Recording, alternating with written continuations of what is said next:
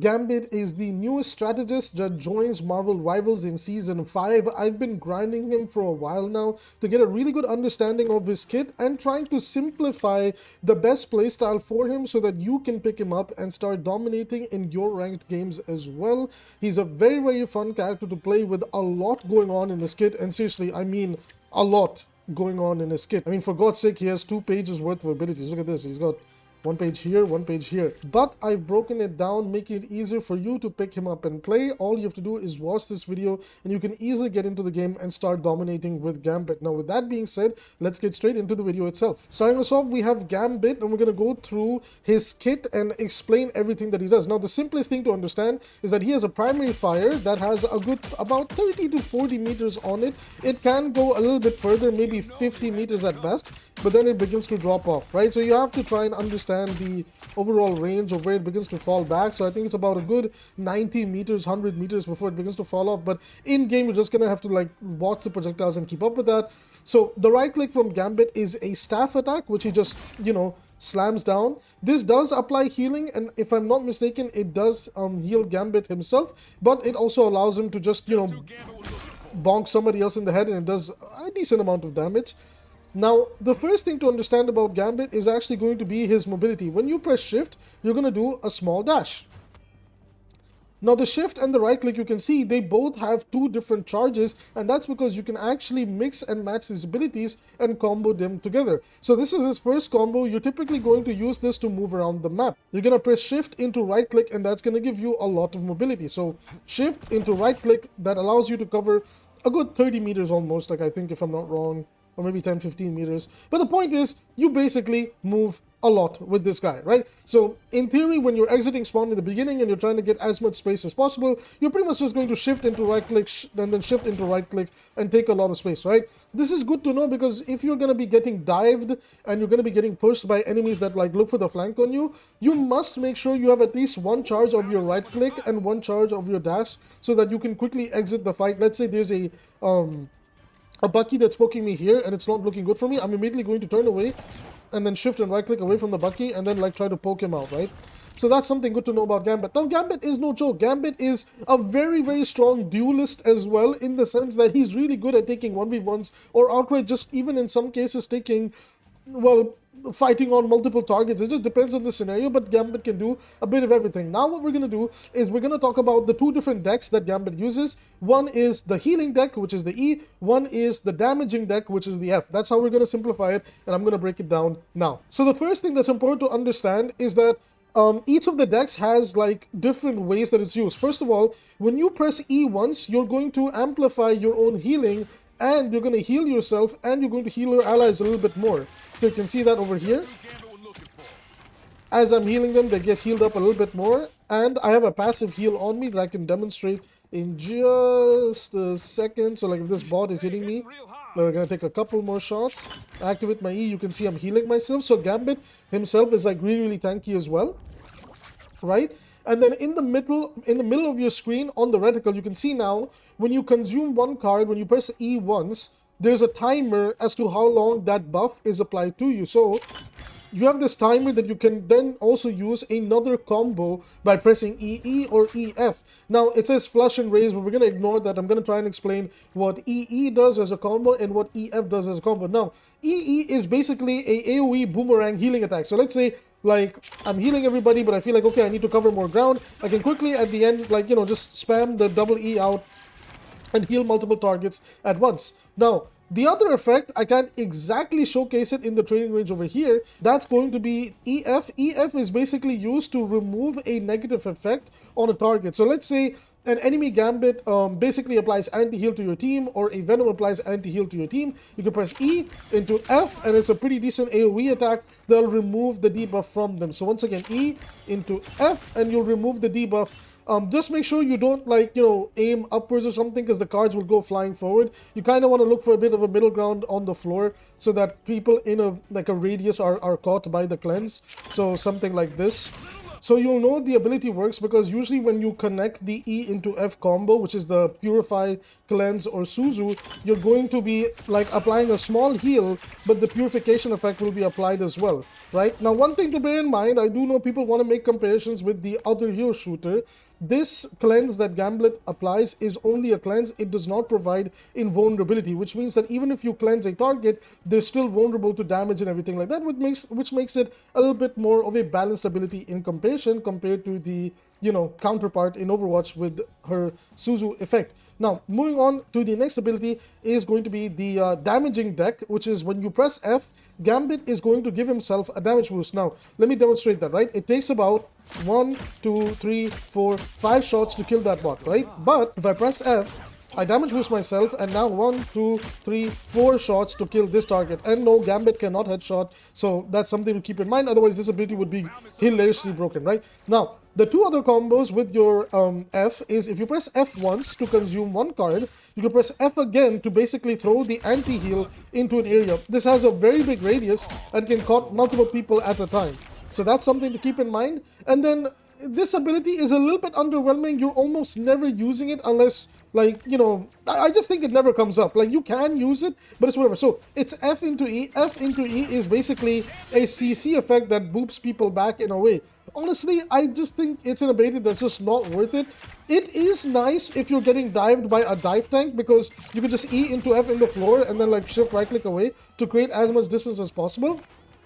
But it just comes down to you and your, thought process and how you want to take the fight depending on which character you're playing into. Now, rounding off his kit is going to be Gambit's ultimate, which is pretty much a team-wide nano boost. Honestly, this thing does a lot of things. So let me explain. How it works is Gambit is going to activate the ultimate and you have to catch people in the line of sight. Do not, let me explain. So you must make sure they're in your line of sight and you're not looking away. You can see on the reticle below that if they're not in your line of sight, you will not be able to boost your team. So like even if you do something like this by standing in front of them, you are going to mess up your ultimate. Make sure to catch your teammates in the line of sight. Now, before I display the ult in action, what does the ultimate actually do? Your teammates are going to be getting a speed boost, a jump boost. They're also going to be getting a 15% ult charge increase in the sense that they're building it faster.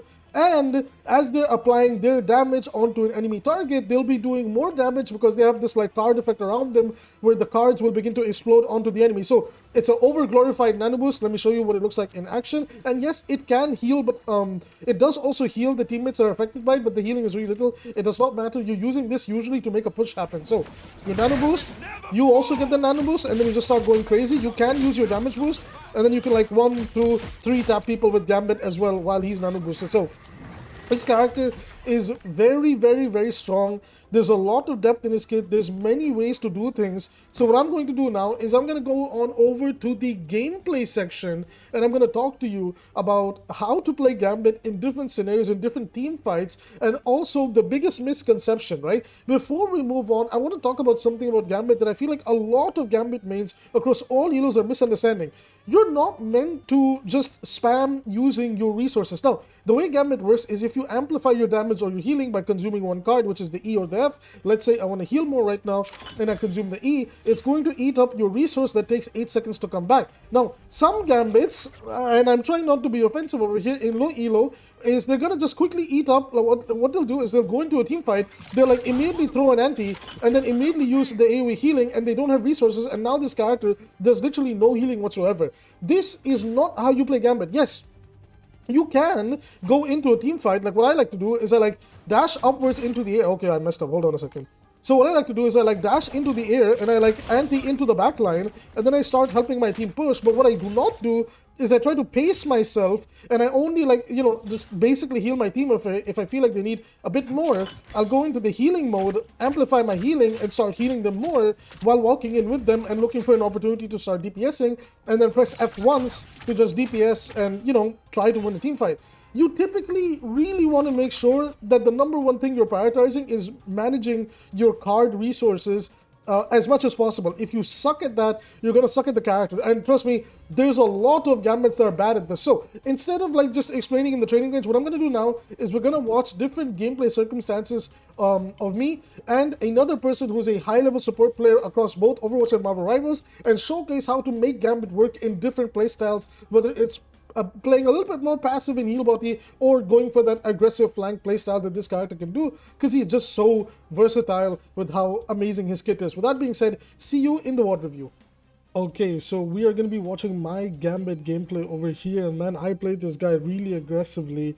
Early game was not going that well. Our team was really split and we were playing a very awkward composition. We decided to lock in for round 3, and even I did. And over here, I'm playing a lot more aggressive, already starting with the damage boost card to apply pressure over to the thing. I missed a couple of shots, but it's fine. Try to help my Daredevil here, do the AoE boomerang healing just to catch as many people as possible. Use the nano boost, or at this point, the card boost, and I'm just going crazy. I'm trying to duel this Spider-Man and just applying all my combos, shift into right click and everything, and we finally secure the kill on the Spider-Man, secure the kill on the Jeff, and now we have to watch out for this Wanda, use the cover over there. By the way, yes, that thing provides cover.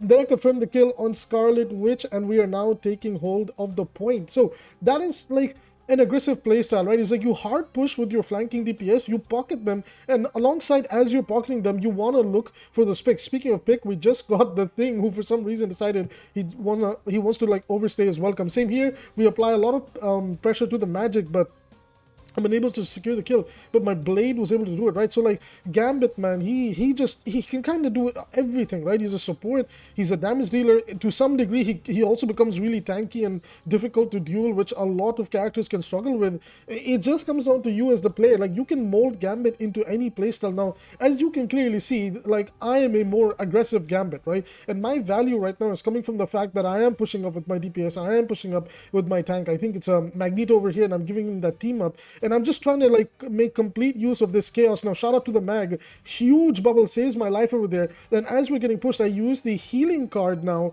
to amplify the healing so that I can keep us alive, right? Darkchild comes in. I'm just trying to focus on repositioning, right? And again, man, trying really hard to keep my Iron Fist alive.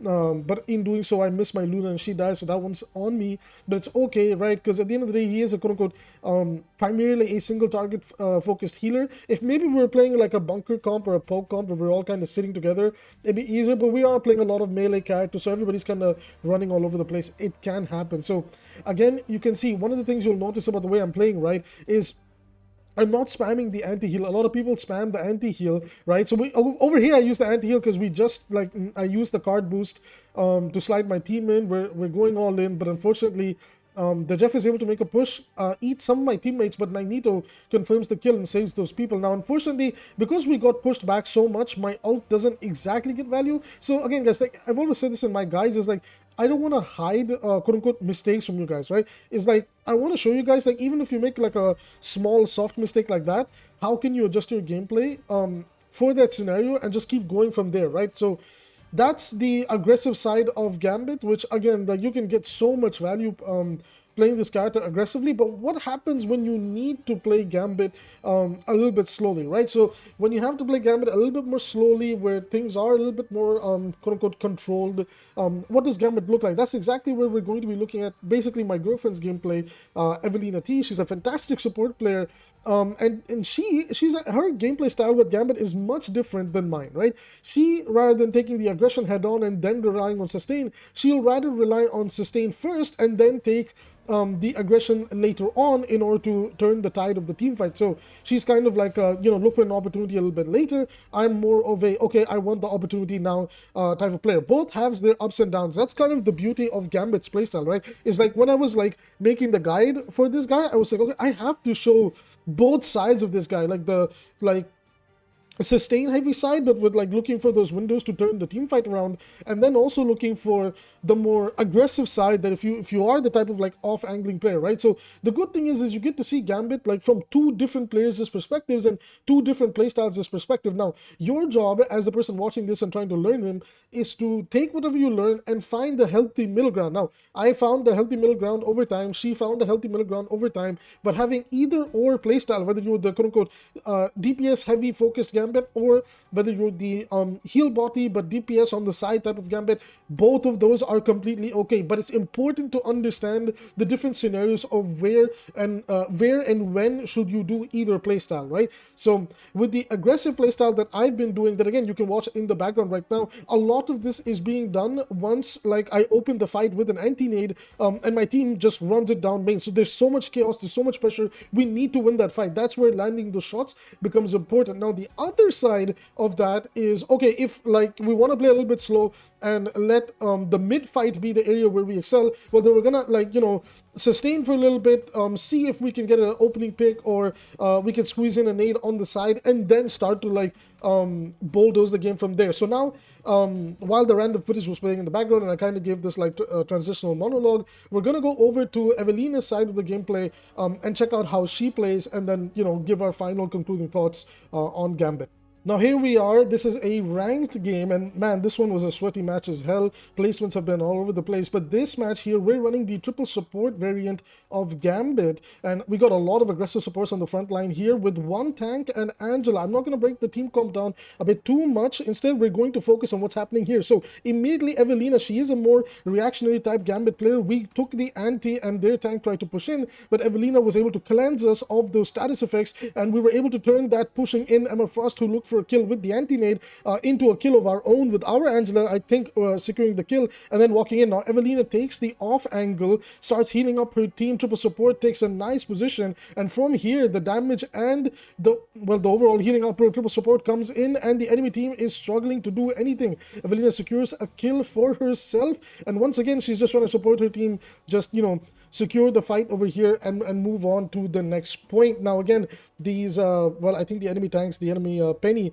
was looking to kind of walk in, but we are going to ignore that because we were able to kind of push her back. And once again, the next team fight is coming up. Now the enemy is set up, and typically Penny, man, I think people are sleeping on her. I think once a good Penny player, Penny specialist, gets set up and she understands map control, she can be really difficult to deal with. But thankfully our Angela is really good at zoning the Penny out, right? And that's something that Penny really doesn't like, if she gets zoned out. Now over here, Evelina goes for a big anti-nade, which I use. I'm playing Bucky over here to confirm a kill. We reposition when they use the C and D alt, and now we're just like being a little bit more careful with our card resources. Enter the damage boost mode. We did get an anti over here. I remember I called for it because I wanted to look for the Bucky ultimate, and we were beginning to close in on the Kraken's impact. Now once again, Kraken's impact is ready and online, and since I am doing with Evelina, obviously it's my call to make when to use the nano boost, so I feel comfortable that hey, we can go in and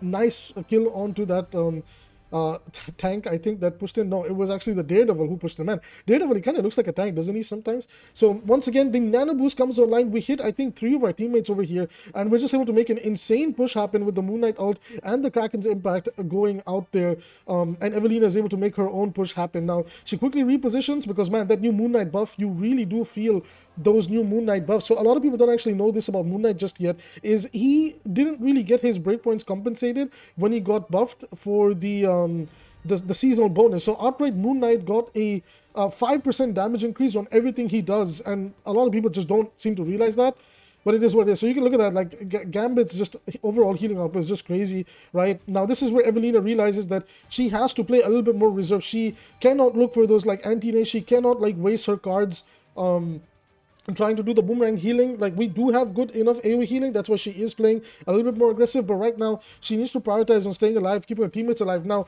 we did get a nice res. I secured a kill on the Moon Knight, and she's just kind of repositioned. Now she is getting hard pushed. There is no way she survives that. That is a Daredevil that's ulting into our backline, and unfortunately a lot of people don't want to give credit where credit is due. Daredevil is a very good counter to triple support, especially with his ultimate and his like extremely burst damage playstyle, and most importantly his zone control against triple support is what makes it really difficult for us to make that work. Now unfortunately we did have 3 support mains mostly on our team. Both Adam and Mantis were, well, you know, support mains, so we just kind of had to sit and make this work, but it wasn't all that bad, right?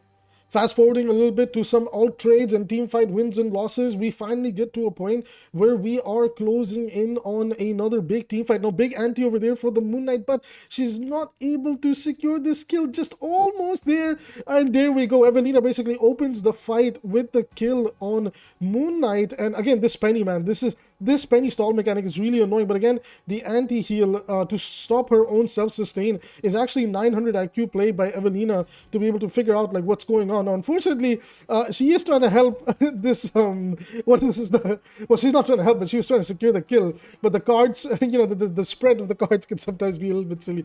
But it's okay. It happens to the best of us, right? That's how we get better. Now, again, Moon Knight ult, man, this thing feels like it's available every fight almost. We do get a team-wide card boost. Man, at this point, I just have to call it card boost online, and we are hard pushing. So me on the Bucky, Kraken's impact online, but it's okay. She wastes her choke slam onto me. Emma should have actually looked for maybe one of the supports, but it doesn't matter. I'm able to stay alive from the passive heal effect that comes with it, and we're able to just bully them in a corner. And even if we don't secure a kill, the pressure value that comes from the Gambit ultimate is what allows the enemy to just feel the threat of the potential kill that could come through, and they're basically pushed into a corner. And that, everybody, is the different ways to not only play Gambit but also adjust your playstyle. You could see the different moments where Evelina, she realized my team is being a little bit more, pushed back, or when, she realizes that, okay, we have a pick or two, I can look for an anti-nade and basically quickly shut down the fight. So Gambit, man, if you're an Overwatch fan and you like Ana and you like Kiriko, this character is like, gameplay wise, he's a love letter to those two playstyles. You got the flank Kiriko, the Suzu shutdowns, the Ana nade plays, right? And to some degree, he can sometimes snipe and enable some crazy combos with his ultimate. Gambit is quite literally the perfect support, and I can't wait to see what Rogue brings into the game as well, because at the moment, it is rumored that she is either tank or support, but if you want my hot take, I think she's going to be a support as well, and we're going to have a husband and wife duo in the backline, right? So with that being said, everybody, if you enjoyed this guide, I might do a bit more advanced Gambit guide for different combos and things like that. So as always, if you enjoy the educational content and you want more positive Marvel Rivals videos, there's a lot of negativity nowadays. I'm trying to do like more fun stuff, educational guides, like, discussion points, how we can help some heroes that are struggling. Please do hit subscribe. One of the next videos that I'm working upon is how can we help Scarlet Witch feel better, because at the moment in the game, Scarlet Witch is by far one of the worst characters in the game, and we need to help her, right? We need to help her. Now, with that being said, everybody, I will see you in the next video.